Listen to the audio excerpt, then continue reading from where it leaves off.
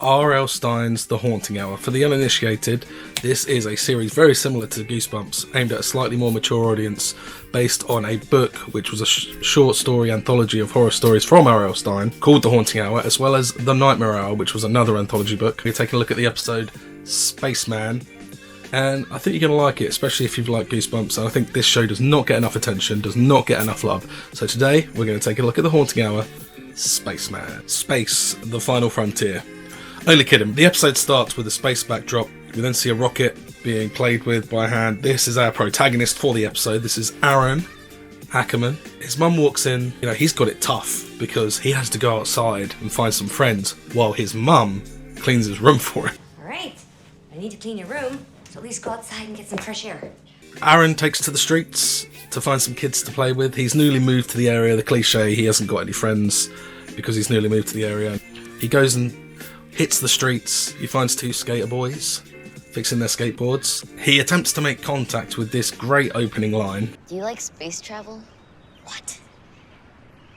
We then see Aaron dishevelled, a bit down about, you know, still not having any friends. In the background, we see a woman who's getting rid of a lot of stuff. She just sees him at the last minute. And just before we get into everything that happens in this episode, let's just think how close, let's see the shot, how close he was to escaping what's going to happen in this episode, okay? That's how close he was to escaping. So he approaches this woman, and she's not creepy at all, and she almost manages to get him to have this sweater. None of that really matters because she then pulls out the creme de la creme, the big ticket item. She asks him if he wants. Do you like space travel?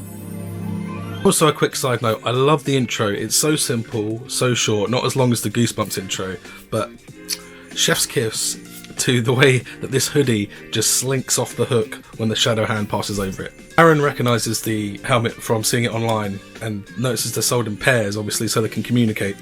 He asks the woman where the other one is. She doesn't want to talk to him about that. They're usually sold in pairs. Where's the other one? How old are you, young man? He loves the fact that it's a helmet. He's into space. He's going to take it. The helmet is a perfect fit, and through exposition and conversation, we find out that he is an only child and he's only just moved to the area. Doesn't have any friends to play with or to play Spaceman with. The woman then tells him that she doesn't want anything for the helmet and that Aaron's actually doing her a favour by taking it, and then says this line, which is a little bit creepy. Enjoy it, and enjoy your childhood. The woman looks back towards the house and we see from the top floor window something potentially peering out from first person view. Back at home, Aaron's mum asks what he's got. He explains it's a helmet from 1959. They're sold in pairs with a two-way radio, but he only has one. After explaining to his mum that he saw some kids but didn't really click with them, he decides he's going to go and hang out on his own in his room with his new space helmet. That night there's a storm and we pan round and he's got a plasma ball, so that's pretty cool. We start to hear static, and before I get into what happens next, I just want to say this sound effect they use here is some kind of stock sound effect, and it reminded me of a device they used to clone Santa Claus in the Santa Claus 2.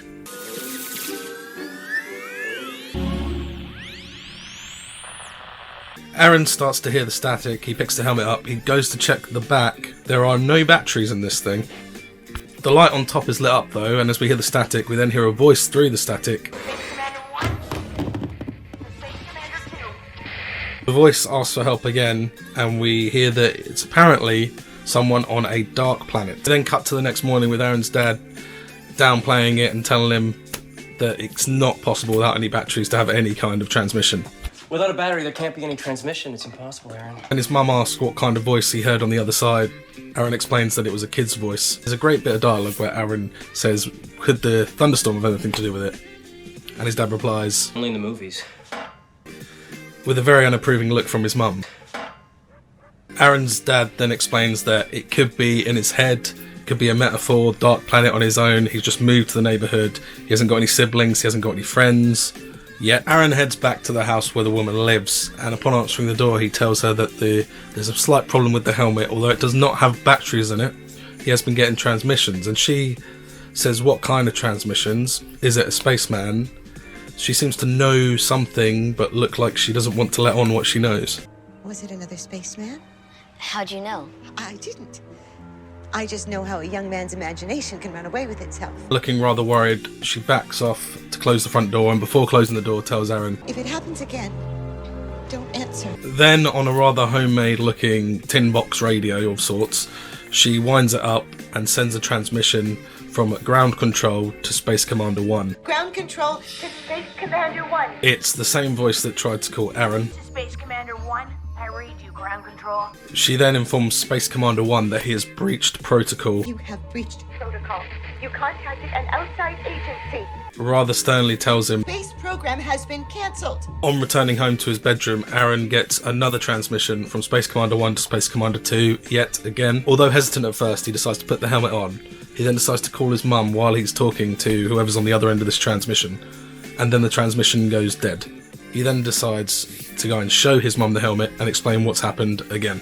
Understandably, his mum doesn't believe him. He overhears from around the corner his dad talking to his mum about maybe sending him to a psychiatrist if he carries on hearing these voices through the helmet. Whilst talking to Space Commander 1 again, Aaron has his parents walking behind him. He decides to try and show them the helmet, but upon them questioning him what the reality of it, he remembers the conversation his dad was having with his mum about sending him to a psychiatrist, and he plays it down and he says he was just joking with them the whole time. I was just joking about hearing the voice in the space helmet.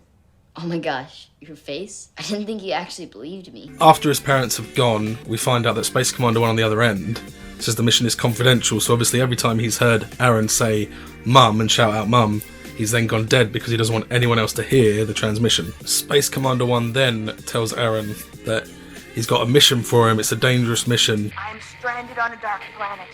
You have been granted clearance to come to my aid. The next day he's got space supplies laid out. He's got tools laid out. He's for his backpack all on the bed and all on the side. His dad walks in with a football, went to throw the old pigskin with Aaron, and Aaron says he's busy, and then his dad asks what's going on. In a rather funny line, he asks if it's confidential, and Aaron's like, "Who told you?" Classified, huh? Who told you? You're just playing around, right? Yeah. Rather eerily, his dad says this line. Oh, space traveler. If we never meet again, I'll miss you. Same here, Dad.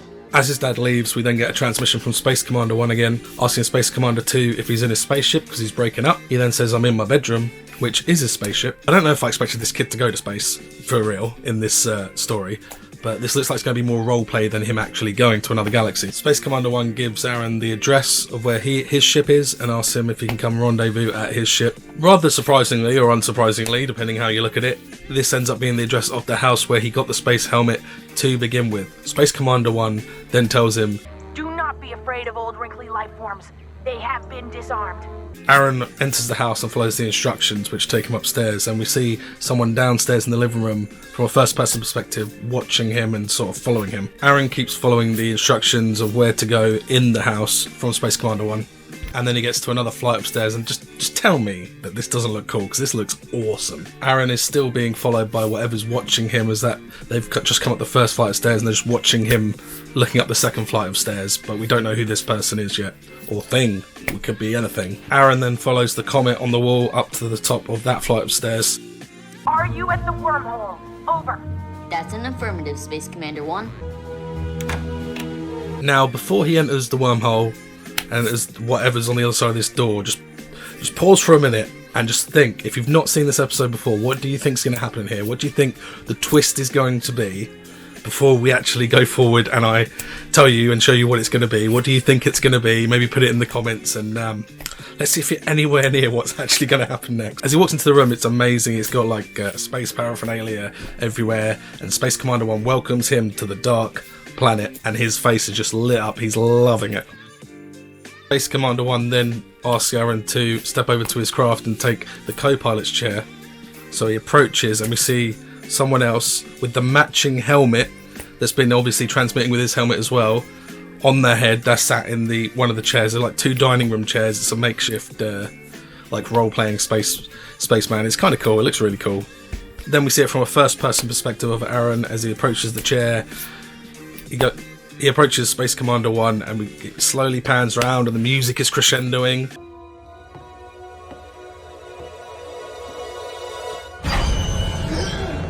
The woman from earlier then walks in. She's been the one that's following Aaron in the house, following him up to the top floor. We find out that this is her son, and while his body has died, his spirit is still very much there. He's dead? Maybe his body, but his spirit is still as spoiled can be. Blah, blah, blah. Getting a bit creepy now, and you see Aaron eye up the door. He wants to get out of there. He wants to get out of Dodge. And then, rather surprisingly, she actually turns to Aaron and says, I'm sorry. You should go. Aaron then stops and thinks about it, and he says, That's okay. I'll keep him company. Aaron then sits down next to him in the co-pilot's chair, and it ends on a slightly kind of like Star Wars, Star Trek style shot in the stars. And that's the episode, Spaceman, of R.L. Stine's Haunting Hour. I loved this episode. It was so different to the cliche of ghosts, haunted puppets, scarecrows, vampires, aliens. It was nice to have something a bit different. And I loved the pacing of this episode for something that's around 20 minutes. I thought it was paced quite well. It drew it out a bit. I really wondered what that twist was going to be at the end. And it was nice to just have something different, have me guessing, and you just right up to the end. And I thought it was a great reveal as well. And I thought it was a bit of a shock. It wasn't what I was expecting. I thought it might just all be in his head, and the woman's communicating with the whole time. But what did you think of the episode? Get the discussions going down below. I'll definitely be visiting other episodes of this show. Thank you for watching. If you liked it, please like it. If you want to see more of this, subscribe. And yeah, have a great day and take it easy.